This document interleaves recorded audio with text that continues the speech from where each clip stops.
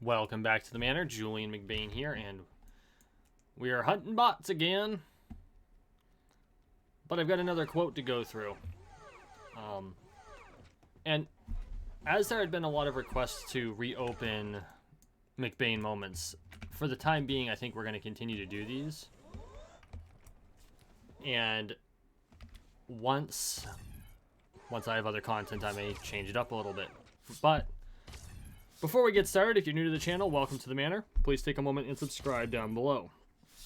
We are on the road to 13 million subscribers, one subscription at a time, so make sure you subscribe. Also, please consider going to patreon.com/JulianMcBain if you want to support my work. If you do, you'll get exclusive content, like an exclusive video every single month. Okay. Today's quote comes from Dwayne Michaels, and it says, "Trust that voice that says, quote, wouldn't it be interesting if, unquote, and then do it." Wouldn't it be interesting if? It's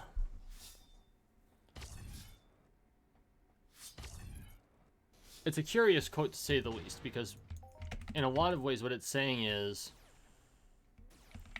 be random. Or it could be seen as saying be random. You know, your brain says, wouldn't it be interesting if I jumped off the roof? Now, of course, depending on the height of the roof, that could be incredibly dangerous. Probably not a smart thing to do. But usually it's more along the lines of, wouldn't it be interesting if I opened a small business as a side hustle? Wouldn't it be interesting if I went to that party that of a type I've never been to before, or met? What if I introduced myself to this person? What if I wrote a letter to that star? Believe it or not, like, stars, rich folk, they tend to be pretty lonely. If you contact them, there are a number of them that will write you back. Or powerful people, like presidents, queens, you know, that sort of thing. You'd be surprised how well they regard correspondence. Especially if you ask them a question. Like, don't front load the question. Don't, it's like, hey, what was make it something relevant to them without getting any gain out of it. So, like, I was just curious, what was the most exciting experience in your life? And see what they say. Now, they may not reply, or they may give you a personal note with a very interesting experience in it. You never know. But it's always worth asking. Wouldn't it be interesting if? Here's another one for you. Wouldn't it be interesting if you asked that person out?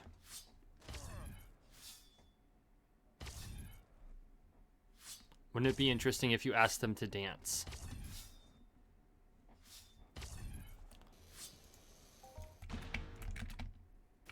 Wouldn't it be interesting if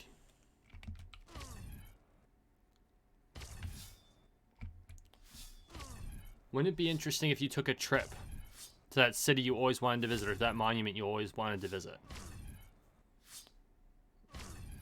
One of the biggest problems in life today, if you take economics out of the mix, because of course, especially now with inflation being out of control and gas prices are out of control, and no one wanting to admit that we have a problem right now because that means that someone has to take responsibility for it. The outside of economics, the biggest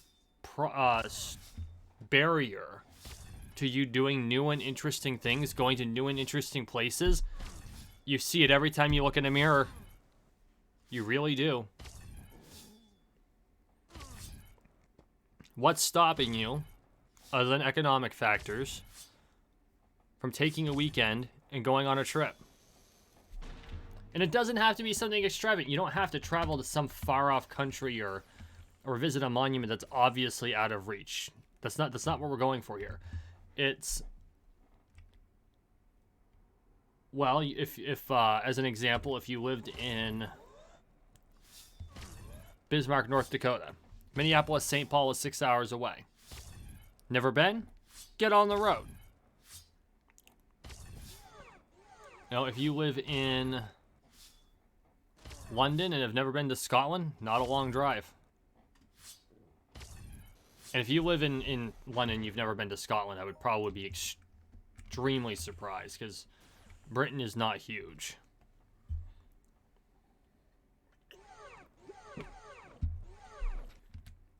But it's a good, well, but if you're a transplant, though, like, let's say you move to London to go to college, because London has fantastic colleges, and you're like, well, I've always wanted to visit the castles in Scotland.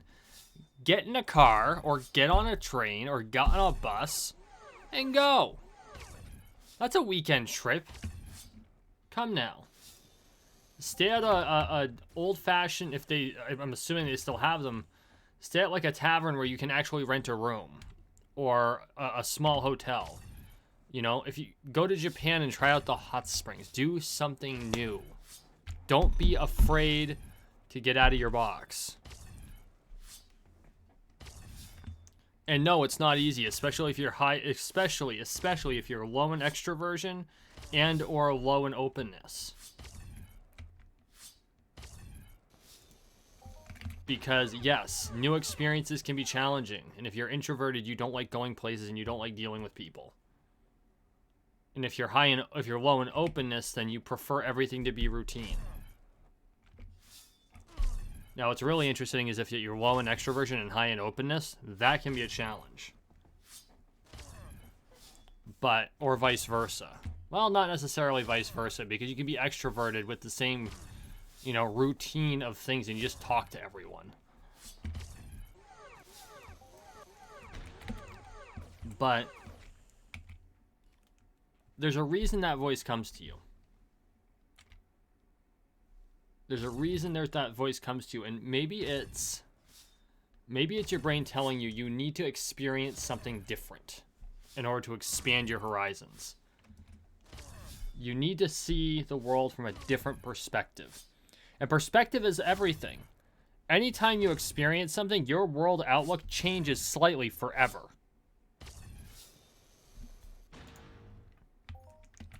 And that's not to be taken lightly.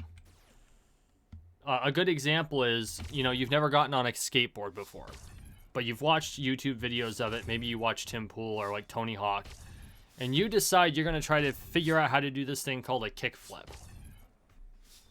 And so you work at it, and you work at it, and you work at it. And suddenly you do it. Because you thought, wouldn't it be interesting if I could figure out how to do a kickflip? And then you can do it, and now your outlook has changed.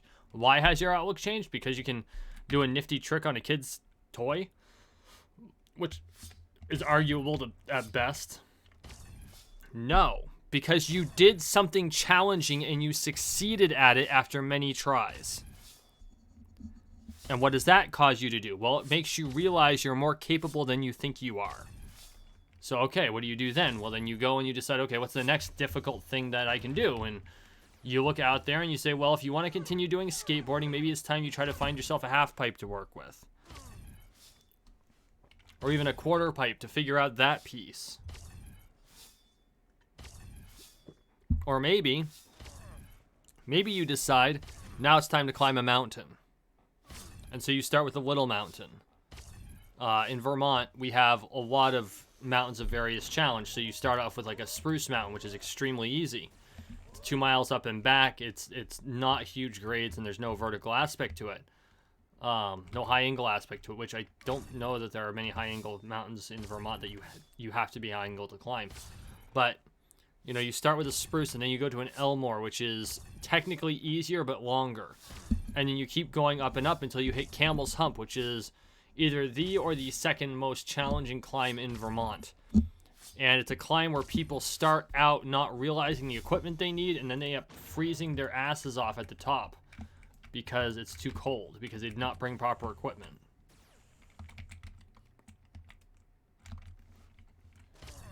So you did something challenging. Maybe you challenge your fear of heights by getting onto a pallet and being lifted 10 feet into the air on a set of forks. I do not recommend doing this on a forklift. Actually, it doesn't matter. You can do it on a forklift. I recommend having supervision and a competent forklift operator. And not because of the fall, but for liability reasons, because most people don't own a forklift.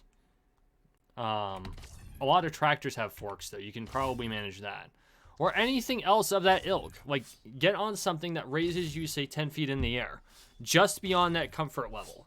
Right? Because most people, even if you're afraid of heights, because you're not actually afraid of heights, you're afraid of falling off places. Because that's what a height, that's what it is. Like, when you're looking at a cliff, you're not afraid of the height. You're afraid of falling off places. The irony being, apparently there was a guy who actually wanted to prove that a fall couldn't kill you. And he made his point because he was alive all the way until he impacted the water underneath a bridge. It's like, dude, yeah, no, the fall don't kill you. It's a short, sudden stop at the end. That's why you're afraid of falling off places. But the problem is that falling off places are sometimes places you need to be, and they're places you need to be able to contend with. Because falling off places includes being on top of a ladder. Falling off places may include looking out the window from a plane. You know, being in a helicopter with the doors off. Maybe you're on your roof. Because the edge of the roof, that's a serious falling off place. So, okay, so what do you do? So maybe you decide you're going to get on a ladder and you're going to stand on the ladder for 10 minutes. And you start small, like a step ladder. Something that's still fairly comfortable. You're getting acclimated to being higher up off the ground. Most people don't have problems with step ladders. They're stable. They're not leaned up against stuff. They're you know, a tripod type setup, or they're built like a square, basically, or a compass. Technically, they're a compass because they open and close. But they arch, so it's stable. So you just stand up there for, say, 10 minutes. You get kind of acclimated to being that high off the ground, and okay, so you're now on stable ground. You know this is no longer a falling off place. So okay, what do you do next? So then you get the extension ladder, but you don't extend it. You just lean it up against the house, and you climb up to the top of where the collapsed ladder will let you go, and you stay up there for 10 minutes. You're about probably twice as high as the step ladder, and that's good, and it's more of a falling off place because ladders tend to sway in the wind and stuff. But you're okay, you're doing pretty good, and everything's nice and easy going there, and you have it nice and stabilized on the bottom. Okay, what do you do now? Now you extend the ladder up.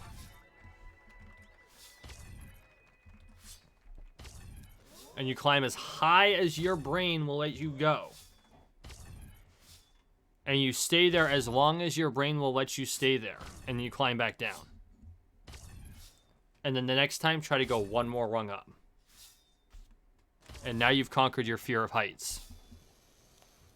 Or more accurately, what you have done is you've become more courageous, because you never actually get rid of the fear, especially fear of falling off places. A healthy fear of falling off places is what keeps humans alive. But you have built courage to overcome the fear of the falling off place, and now you can handle falling off places more competently and better.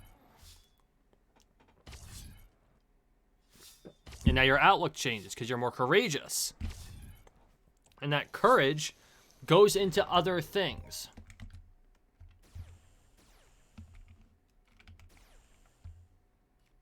It goes into things like, well, okay, I just climbed a ladder. I'm able to stay at the top. I'm able to do so for a long period of time. I'm still afraid of heights, but I am able to overcome the fear. What is the next fear you have? Maybe you're afraid from being too far from home to get back in a day. Maybe you're afraid of having to share quarters with another person. You know, like in a hotel room or something. Maybe you're just afraid of crowds. Maybe you're afraid of public speaking. All of these things are conquerable when you have the idea that the voice, wouldn't it be interesting if, has good ideas coming from it. Because it's interesting when you do something new. And the voice that says, wouldn't it be interesting if, is the voice of your courageous side arguing with your fearful side, which says, why don't we just go home and live in our little box?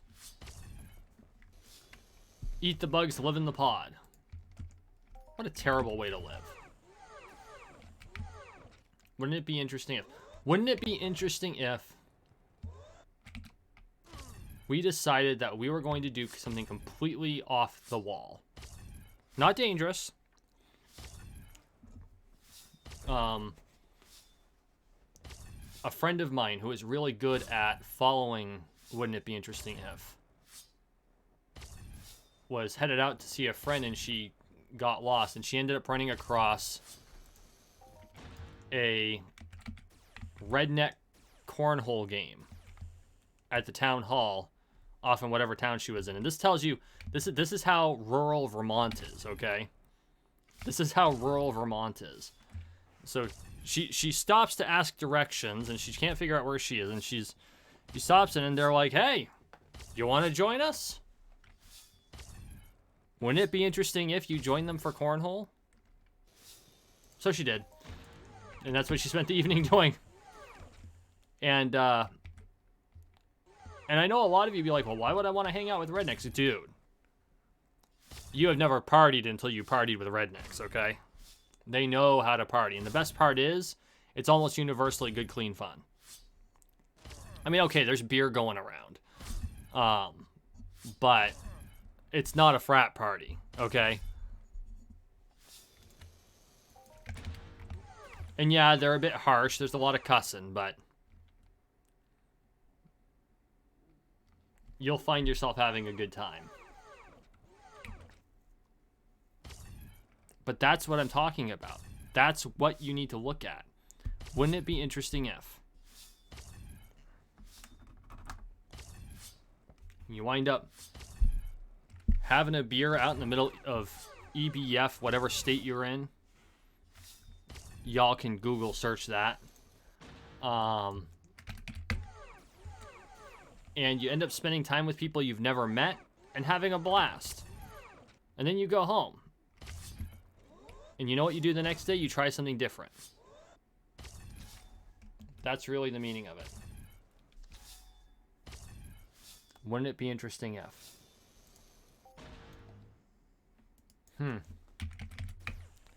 Well, guys, I hate to say it, but that pretty much exhausts what I have to say about this. I know it's a shorter episode. We'll kill one or two more robots before we go back. At least try to give you a 20-minute episode. My apologies for the short episode. Most of today was spent outside plasticking the deck. It's after church tomorrow. It's going to be the same thing. If I had been smart, I would have made this episode on Friday rather than Saturday like I usually do, but I wasn't thinking, so that's my bad. But yeah. Still working on what schedule changes, if any, are going to be made. I am leaning toward swapping Sunday and Friday scheduling, so that Friday is a pre-cooked video and Sunday is a live stream. So it'll be Sunday, Tuesday live streams, Wednesday, Friday videos. Not positive that that's going to be the case.